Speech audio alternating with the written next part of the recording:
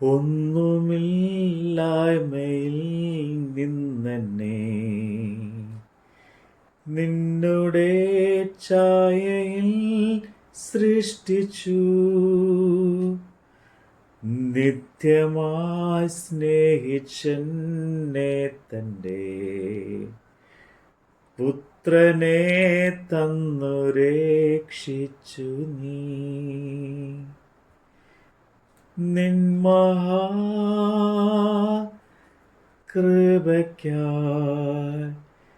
നിന്നെ ഞാൻ സ്തുതിച്ചിടുമെന്നും. നിൻ മഹാകൃപയ്ക്കായി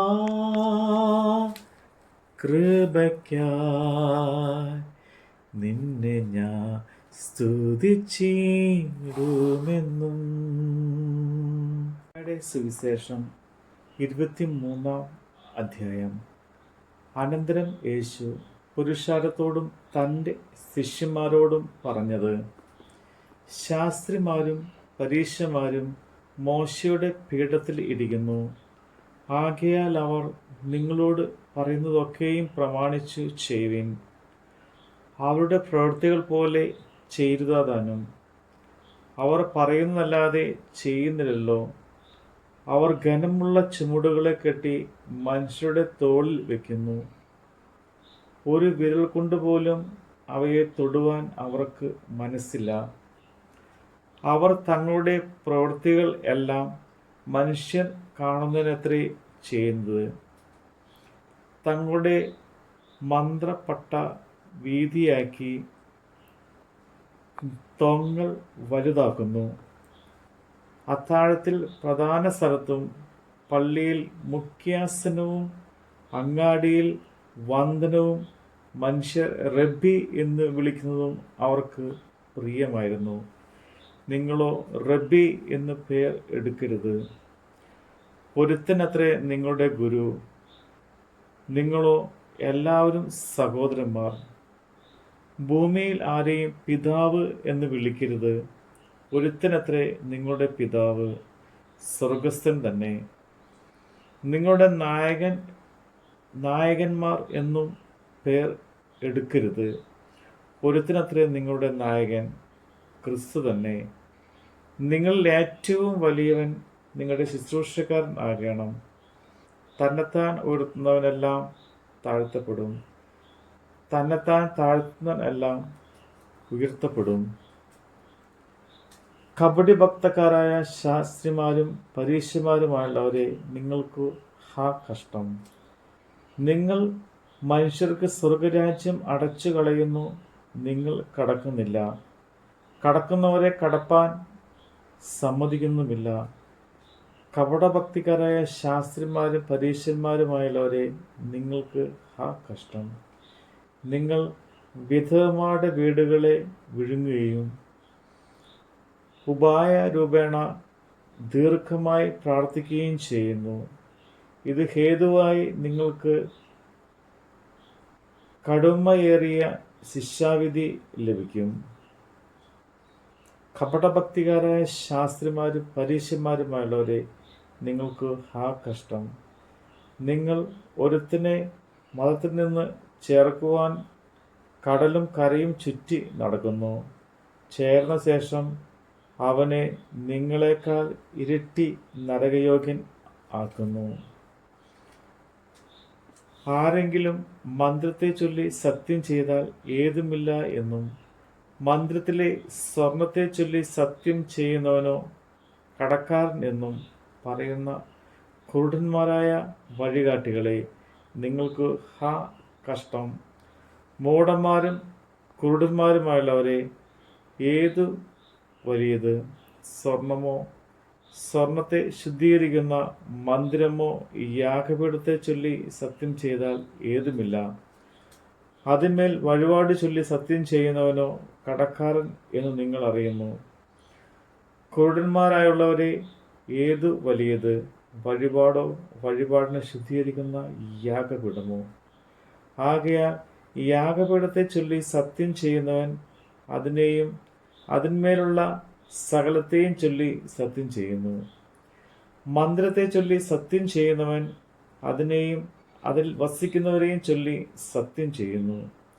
സ്വർഗത്തെ ചൊല്ലി സത്യം ചെയ്യുന്നവൻ ദൈവത്തിൻ്റെ സിംഹാസനത്തെയും അതിൽ ഇരിക്കുന്നവനെയും ചൊല്ലി സത്യം ചെയ്യുന്നു. കപടഭക്തിക്കാരായ ശാസ്ത്രിമാരും പരീശന്മാരുമായുള്ളവരെ, നിങ്ങൾക്ക് ഹാ കഷ്ടം! നിങ്ങൾ തുളസി, ചതക്കുപ്പ, ജീരകം ഇവയിൽ പാതാരം കൊടുക്കുകയും ന്യായം, കരുണ, വിശ്വസ്തത ഇങ്ങനെ ന്യായപ്രമാണത്തിൽ ഘനമേറിയവ ത്യജിച്ചു കളയുകയും ചെയ്യുന്നു. അത് ചെയ്യുകയും ഇത് ചെയ്യാതിരിക്കുകയും വേണം. ക്രൂരന്മാരായ വഴികാട്ടികളെ, നിങ്ങൾ കൊതുകിനെ അരിച്ചെടുക്കുകയും ഒട്ടകത്തെ വിഴുങ്ങി കളയുകയും ചെയ്യുന്നു. കപടഭക്തിക്കാരായ ശാസ്ത്രിമാരും പരീശന്മാരുമായുള്ളവരെ, നിങ്ങൾക്ക് ഹാ കഷ്ടം! നിങ്ങൾ കിണ്ടിക്കിണ്ണങ്ങളുടെ പുറം വെടിപ്പാക്കുന്നു, അകത്തോ കവർച്ചയും അതിക്രമവും നിറഞ്ഞിരിക്കുന്നു. കുരുടനായ പരീശന് കിണ്ടിക്കണ്ണങ്ങളുടെ പുറം വെടിപ്പാക്കേണ്ടതിന് മുമ്പേ അവയുടെ അകം വെടിപ്പാക്കുക. കപടഭക്തിക്കാരായ ശാസ്ത്രിമാരും പരീശന്മാരുമായുള്ളവരെ, നിങ്ങൾക്ക് ഹാ കഷ്ടം! വെള്ള തേച്ച ശവക്കല്ലകളോട് നിങ്ങൾ ഒത്തിരിക്കുന്നു. അവ പുറമെ അഴകായി ശോഭിക്കുന്നുവെങ്കിലും അകമേ ചത്തവരുടെ അസ്ഥികളും സകലവിധ അശുദ്ധിയും നിറഞ്ഞിരിക്കുന്നു. അങ്ങനെ തന്നെ പുറമേ നിങ്ങൾ നീതിമാന്മാർ എന്നും മനുഷ്യർക്ക് തോന്നുന്നു, അകമേയോ കപടഭക്തിയും അധർമ്മവും നിറഞ്ഞവരത്രേ. കപടഭക്തിക്കാരായ ശാസ്ത്രിമാരും പരീശന്മാരുമായുള്ളവരെ, നിങ്ങൾക്ക് ഹാ കഷ്ടം! നിങ്ങൾ പ്രവാചകന്മാരുടെ കല്ലറകളെ പണിതും നീതിമാന്മാരുടെ കല്ലറകളെ അലങ്കരിച്ചുകൊണ്ടും നിങ്ങൾ പിതാക്കന്മാരുടെ കാലത്തുണ്ടായിരുന്നു എങ്കിൽ പ്രവാചകന്മാരെ കൊല്ലുന്നതിൽ കൂട്ടാളികൾ ആകെയില്ലായിരുന്നു എന്ന് പറയുന്നു. അങ്ങനെ നിങ്ങൾ പ്രവാചകന്മാരെ കൊന്നവരുടെ മക്കൾ എന്നു നിങ്ങൾ തന്നെ സാക്ഷ്യം പറയുന്നുവല്ലോ. പിതാക്കന്മാരുടെ അളവ് നിങ്ങൾ പൂരിപ്പിച്ചുകൊള്ളുവിൻ. പാമ്പുകളെ, സർപ്പസന്ധികളെ, നിങ്ങൾ നഗരവിധി എങ്ങനെ ഒഴിഞ്ഞുപോകും? അതുകൊണ്ട് ഞാൻ പ്രവാചകന്മാരെയും ജ്ഞാനികളെയും ശാസ്ത്രിമാരെയും നിങ്ങളുടെ അടുക്കൽ അയക്കുന്നു.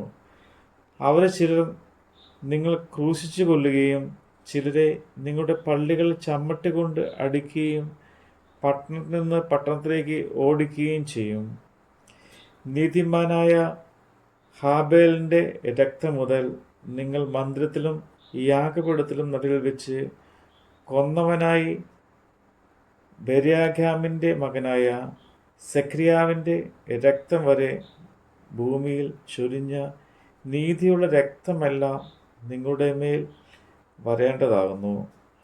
ഇതൊക്കെയും ഈ തലമുറ മേൽ വരും എന്ന് ഞാൻ സത്യമായിട്ട് നിങ്ങളോട് പറയുന്നു. യെരുശലേമേ, യെരുശലേമിലെ പ്രവാചകന്മാരെ കൊല്ലുകയും നിന്റെ അടുക്കൽ അയച്ചിരിക്കുന്നവരെ കല്ലെറിയുകയും ചെയ്യുന്നവളെ, കോഴി തൻ്റെ കുഞ്ഞുങ്ങളെ ചിറകിൻ കീഴിൽ ചേർക്കും പോലെ നിന്റെ മക്കളെ ചേർത്തുകൊള്ളുവാൻ എനിക്ക് എത്ര വട്ടം മനസ്സായിരുന്നു. നിങ്ങൾക്കോ മനസ്സായില്ല. നിങ്ങളുടെ ഭവനം ശൂന്യമായി തീരും.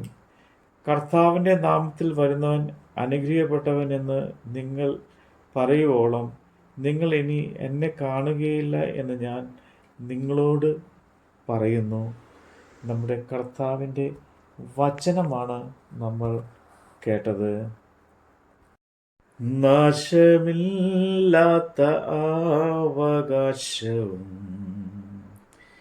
യേശുവിൻ ഭാഗ്യസന്നിധിയിൽ നിധിയിൽ വാടമൂടികളും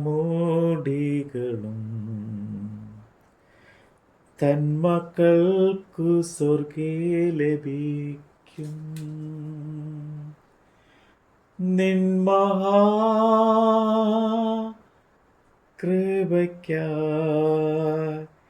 നിന്നെ ഞാൻ സ്തുതിച്ചിടുമെന്നും. നിൻ